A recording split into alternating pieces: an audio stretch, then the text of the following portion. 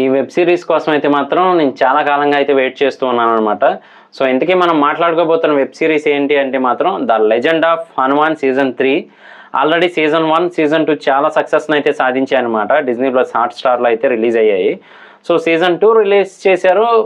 So ఇందులోనే తేల్చేస్తారేమో అనుకున్నాను, కానీ ఇందులో కూడా తేల్చలేదనమాట. అంటే రాముడు రావణుడు యుద్ధం, అంటే రామరావణ యుద్ధాన్ని చూపిస్తారు అనుకున్నాం, కానీ ఇంకా స్టార్టింగ్ వరకు తీసుకెళ్ళి అక్కడతో అయితే ఆపారనమాట. మనకి మ్యాక్సిమము మూవీస్లో కానీ ఎందులో అయినా కుంభకర్ణుడు అనగానే పడుకొని ఉన్న అతన్ని లేపటము, తర్వాత ఆయన వచ్చి ఫైట్ చేసి వెంటనే చనిపోవడం ఇలా చూపిస్తారు. కానీ ఈ లెజెండ్ ఆఫ్ హనుమాన్ సీజన్ 3లో మాత్రం కుంభకర్ణుడు చాలా పవర్ఫుల్, నిజంగా రావణుడికి సమానమైన వాడు అనే టైప్లో అయితే హైప్ని ఇచ్చారు, అలా చూపిస్తూ వచ్చారు కూడా.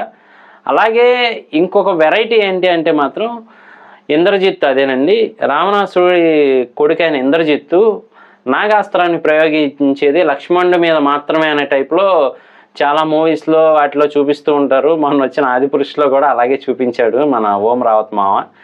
కాకపోతే ఇందులో మనకి చూపించింది ఏంటి అంటే రాముడు లక్ష్మణుడు ఇద్దరి మీద ఆ నాగాస్త్రాన్ని ప్రయోగిస్తాడు, దానివల్ల వాళ్ళ ప్రాణాలకే ముప్పు వచ్చేంత వరకు వెళ్తుంది అని అయితే చూపించారనమాట. హనుమంతుల వారు సంజీవని పర్వతాన్ని తేవటం అది ఇందులో చూపించలేదు. ఏంటి అంటే గరుడ వాహనం ఉంటారు కదా, గరుడమూర్తి, సో ఆయన అయితే మాత్రం వచ్చి ఆ పాము యొక్క, అంటే ఆ నాగాస్త్రం యొక్క పవర్ని తీసేసినట్టయితే చూపించారు. ఇది చాలా డిఫరెంట్గా ఉంది.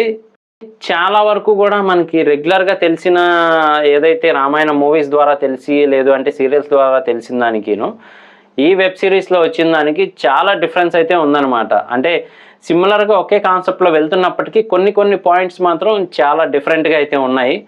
సో ఆ డిఫరెన్స్ ఏంటి అంటే మాత్రం ఒకసారి మీరు వెబ్ సిరీస్ చూడాల్సిందే, లేదు అంటే కనుక మన రివ్యూ ఫుల్గా చూస్తే మీకే అర్థమైపోతుంది.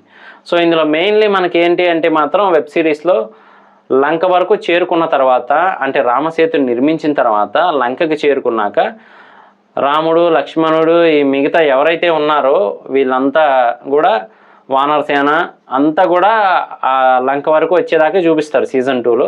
ఈ సీజన్ 3లో ఏంటి హైలైట్ అంటే మాత్రం అక్కడికి వెళ్ళిన తర్వాత యుద్ధం ఎలా మొదలవుతుంది ఏంటి అని చెప్పి అయితే మనకు చూపిస్తూ ఉన్నారు. అలాగే విభీషణుడు తెలుసు కదా మీకు, ఆల్రెడీ మనకి ఇంతకుముందే రివీల్ చేసి పెట్టారు. ఇంకా అర్థమయ్యేలా చెప్పాలంటే రావణాసురుడి తమ్ముడు అనమాట. సో ఆయన రాముల వారి సైడ్ వచ్చేసిన తర్వాత ఇంకా అక్కడ ఉన్నంతలో ఎవరు పవర్ఫుల్ అంటే మాత్రం ఆటోమేటిక్గా హనుమంతుల వారే, కాబట్టి ఆయనకైతే ట్రైనింగ్ ఇవ్వటం మొదలు పెడతారు. అంటే రావణుడు ఎంత స్ట్రాంగ్గా ఉంటాడు, అతన్ని ఎదుర్కోవాలంటే నువ్వు ఇంకా ఎంత స్ట్రాంగ్గా ఉండాలి అని ఒకరు చెప్తూ ఉంటే, ఇంకొక వైపు జాంబవంతుడు, అదేనండి ఎలుగుబంటి టైప్లో ఉంటారు కదా ఆయన అనమాట. సో ఆయన ఏంటి అంటే మాత్రం నువ్వు ఇలా రాక్షసుడిలాగా చేయటం కాదు, మంచి మార్గంలోనే యుద్ధం చేసి గెలిచేలా ఉండాలి, రాక్షసుడిలాగా నువ్వు మారకూడదు అని చెప్పి ఒకరు. సో వీళ్ళిద్దరు ట్రైనింగ్ తీసుకుంటూ అయితే మాత్రం మన హనుమంతుల వారు ఉన్నట్టయితే ఇందులో చూపిస్తారు. అలాగే ఇంకొక వైపు రావణాసురుడు సీతాదేవిని నమ్మించి ఎలా అయినా కానీ ఆయనకు అనుకూలంగా మార్చేసుకోవాలి అనే టైప్లో ఒక బాణాన్ని అలాగే విల్లుని తీసుకొని వెళ్ళి చనిపోయాడు రాముడు అని చెప్పి చూపించి ఆవిడ నమ్మించడానికి ట్రై చేసినా కానీ నిజమైన భార్య అంటే ఎలా ఉంటుంది అనే టైప్లో అయితే చూపించారనమాట. ఆయనతో పాటు నేను చనిపోతాను అనే టైప్లో ఆవిడ ఇదైపోతారు. అలాగే ఇది నా రాముడిది కాదు, ఆయన చేతి గుర్తులు ఉంటాయి వీటి మీద, ఇది కాదు అని చెప్పి ఆవిడ పసిగట్టడం కానీ ఇదంతా చాలా బాగా ఎక్సలెంట్గా తీసుకెళ్లారని చెప్పొచ్చు. గ్రాఫిక్స్ కూడా సీజన్ 1కి సీజన్ 2కి కంటే కూడా ఇది ఇంకా అప్గ్రేడ్ వర్షన్ టైప్లో అయితే తీశారనమాట సీజన్ 3ని. సో చాలా బాగుంది. ఒకసారి చూడకపోతే కనుక చూడడానికి ట్రై చేయండి. ఇలాంటి మరిన్ని రివ్యూస్ కోసం, ఇంట్రెస్టింగ్ అప్డేట్స్ కోసం మన ఛానల్ వెంటనే సబ్స్క్రైబ్ చేసుకోండి. నేను మీ ప్రసాద్, మళ్ళీ నెక్స్ట్ వీడియోలో కలుస్తాను. Love you all.